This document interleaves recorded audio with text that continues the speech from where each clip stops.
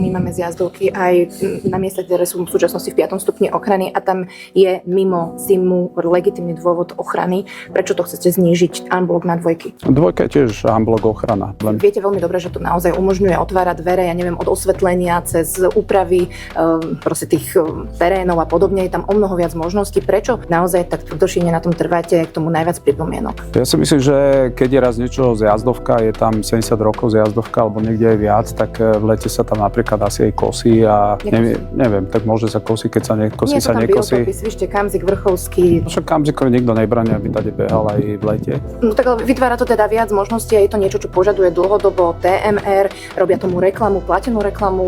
Prečo? Ako si to má verejnosť vysvetliť, že vlastne ten, kto má na to najväčší podnikateľský záujem, to promuje a váš rezort to ani nevysvetľuje, ani nekomunikuje s tými voči týmto pripomienkam? To fakt ja neviem nič, že by oni ohľadom toho nejakú reklamu robili. Podľa mňa to je úplne logická vec, že keď niekde je zjazdovka, tak tá zjazdovka je používaná na lyžovanie, nevidím žiaden problém v tom.